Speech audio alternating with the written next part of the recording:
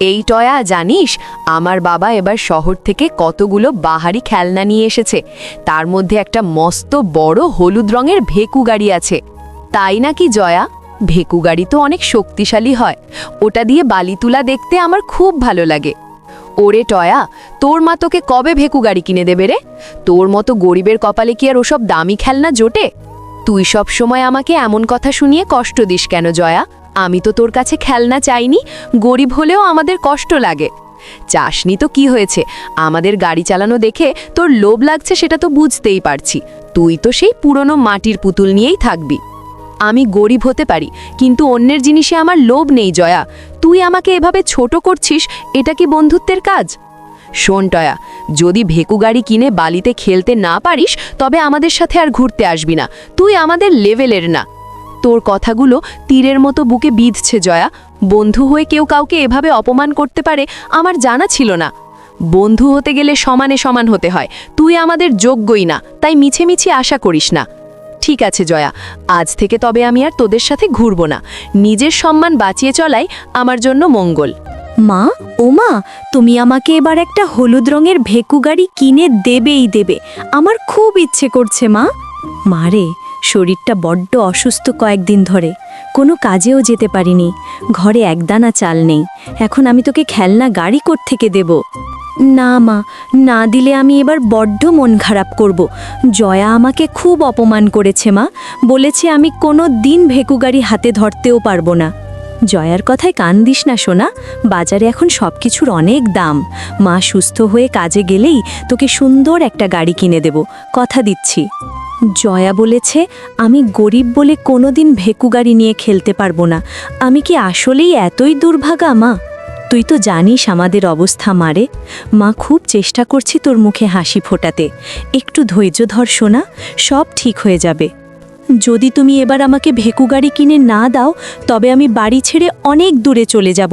আমি আর কারো অপমান সইতে পারছি না। মারে, তুই এমন কথা বলিস না, আমার বুকটা তো ফেটে যায় এসব শুনলে। আমি আজই বাঘিনী দিদির কাছে যাব বকেয়া মজুরি আনতে। তুমি কি সত্যিই আজ গাড়ি কেনার টাকা নিয়ে আসবে মা? আমাকে আর জয়ার সামনে ছোট হতে হবে না তো? তুমি কথা দাও আমায়। আমি আমার সাধ্যমতো চেষ্টা করব মারে, তুই মন খারাপ করিস না। আজই আমি একটা ব্যবস্থা করছি, যেভাবেই হোক। তুমি আমার লক্ষ্মী মা, আমি জানি তুমি ঠিক ব্যবস্থা করবে। আমি পথ চেয়ে বসে থাকবো মা। তুই ঘরে থাকছো না, আমি ভগবানের নাম নিয়ে বেরোচ্ছি। দেখি দিদি টাকাটা আজ দেন কি না। দিদি, আমার কাজগুলো তো প্রায় শেষ। আগের কদিনের বকেয়া টাকাটা কি আজ দেওয়া যাবে? মেয়েটা একটা খেলনা গাড়ি কিনবে বলে খুব কাঁদছে। তুই তো সবসময় কাজেই ফাঁকি দিস, আর টাকা চাওয়ার সময় সবার আগে আসিস। তোর লজ্জা করে না বারবার টাকা চাইতে? দিদি, আমি খুব অসুস্থ ছিলাম কয়েকদিন, তাই আসতে পারিনি। মেয়েটা খুব জেদ ধরেছে ভেকু গাড়ি নেবে বলে, না হলেও কিছুতেই শান্ত হচ্ছে না। তোর শখ দেখে তো অবাক হচ্ছি, গরিবের আবার ভেকু গাড়ি দিয়ে খেলার শখ কোত্থেকে আসে? একটা দিনের মজুরি তোকে কেন দেব শুনি? দিদি, আপনার কাছে এটা সামান্য টাকা, কিন্তু আমার মেয়ের মুখে হাসি ফোটাতে এটাই অনেক। দয়া করে ফিরিয়ে দেবেন না আমায়। বললাম তো টাকা নেই, এখন আমার চোখের সামনে থেকে দূর হ। যা অন্য কোথাও দেখগে, আমাকে আর বিরক্ত করিস না এখন। আপনার কাছে হাত জোর করছি দিদি, সামান্য কিছু টাকা দিলেও মেয়েটার জেদ মিটত। ওর কান্নাকাটি আমি মা হয়ে সইতে পারছি না। এক কথা বারবার বললে তোকে কাজ থেকেই ছাড়িয়ে দেব চিরতরে। এক্ষুনি যা আমার সামনে থেকে, একদম মেজাজ খারাপ করিস না। মেয়েটাকে কথা দিয়ে আসলাম কিনে দেব, এখন ওকে গিয়ে আমি কি বলবো? ভগবান, তুমিই সহায় হও এই বিপদে। ভিখারির মতো দাঁড়িয়ে থাকলেই টাকা পাওয়া যায় না, কাজ করলে তবেই টাকা। যা ভাগ এখান থেকে, নয়তো ঝাড়ু পেটা করব। আপনি এত নিষ্ঠুর হবেন না দিদি, অভাগার আশীর্বাদ বা অভিশাপ খুব লাগে। আমি চললাম, ভগবানই আপনার বিচার করবেন। বেশি বকবক না করে দূর হ বলছি। নিজের কাজ ঠিকমতো করতে পারিস না, আবার জ্ঞান দিতে আসিস। মাও আমাকে ভেকু গাড়ি কিনে দিতে পারল না। আমি আসলেই অনেক অভাগা। মা মনে হয় টাকা পায়নি। জয়া ঠিকই বলেছিল। কিরে নাতনি, এই ভরদুপুরে বনের ধারে বসে চোখ দিয়ে জল ফেলছিস কেন? তোর কি হয়েছে? আপনি কে দিদা? আপনাকে তো আগে কখনো দেখিনি। আমার খুব মন খারাপ দিদা, তাই কাঁদছি। তোর কষ্টটা কি শুনি? কি এমন হারালি যে এত কান্না? দিদা, আমার খুব একটা খেলনা ভেকু গাড়ি কিনতে ইচ্ছে করছে, কিন্তু আমাদের কেনার সামর্থ্য নেই।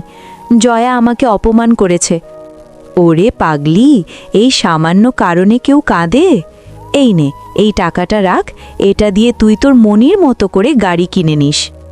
না না দিদা, মা বলেছে কারো কাছ থেকে হাত পেতে টাকা নিতে নেই। আপনি বয়স্ক মানুষ, আপনার টাকা আমি কেন নেব? আরে শোন, আমি খুশি হয়ে দিচ্ছি, তুই তো আমার নাতনির মতো, তোর এই সুন্দর মুখে হাসি দেখলে আমার ভালো লাগবে। কিন্তু দিদা, আপনি কে? আপনাকে পরে এই টাকা আমি কোথায় ফেরত দেব? ফেরত দিতে হবে না রে নাতনি, তুই শুধু গাড়িটা নিয়ে খেলে আনন্দ করিস, তাতেই আমার হবে। যা, চট করে দোকানে যা। আপনি অনেক দয়ালু দিদা, আপনার এই উপকারের কথা আমি কোনো দিন ভুলব না। ভগবান আপনার মঙ্গল করবেন। আয় তবে আসি নাতনি, ভালো থাকিস আর প্রাণ ভরে খেলিস, তোকে অনেক আশীর্বাদ করি। ও দোকানদার কাকা, আমাকে ওই বড় হলুদ রঙের প্লাস্টিকের ভেকু গাড়িটা দিন তো, যেটা দিয়ে বালি খোঁড়া যায়। আরে টয়া যে, এই খেলনা গাড়ি তো অনেক দামি, এটার দাম পড়বে 200 টাকা। তোর কাছে কি এত টাকা আছে? 200 টাকা? কাকা, মেলায় তো ছোট ভেকু গাড়ি 100 টাকায় পাওয়া যায়। আপনি এই প্লাস্টিকের গাড়ির জন্য এত বেশি কেন বলছেন? এটা শহরের ভালো মাল রে খুকি, এটার বডি খুব শক্ত, নিতে হলে 200 টাকাই লাগবে, এর নিচে দিলে আমার লোকসান হবে। কাকা, আপনি যদি এত বেশি দাম রাখেন তবে তো এই গাড়ি কেউ কিনবে না। আমি তো আপনার নিয়মিত কাস্টমার, আপনি ন্যায্য দাম রাখুন। ওসব বলে লাভ নেই, জিনিসের যে দাম বেড়েছে তার খবর রাখিস, নিতে চাইলে নাও, নয়তো খেলনা রেখে দাও। আচ্ছা কাকা শুনুন, এই গাড়িটার চাকার একপাশে তো কাদা লেগে আছে আর বডিতে ধুলো জমেছে, মনে হচ্ছে অনেক দিন ধরে এটা দোকানে পড়ে আছে। কই দেখি তো, হ্যাঁ, রোদ লেগে বডিতে একটু ধুলো জমেছে বটে, কিন্তু গাড়ি একদম নতুন। আপনি আমাকে ওটা 150 টাকায় দিয়ে দিন, কারণ ওটা পুরনো কালেকশন। আপনি দিলে আপনার একটা অবিকৃত মাল বিক্রি হয়ে যেত। তুই তো দেখি ভারী বুদ্ধিমতী মেয়ে। ঠিক আছে, ওটা অনেকদিন দোকানে পড়ে আছে বলেই তোকে 150 টাকায় দিচ্ছি, দে টাকা দে।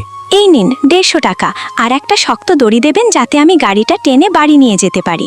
এই নে তোর ভেকু গাড়ি, তুই আসলেই জাদ্রেল মেয়ে, বড় হয়ে অনেক বড় অফিসার হবে মনে হচ্ছে।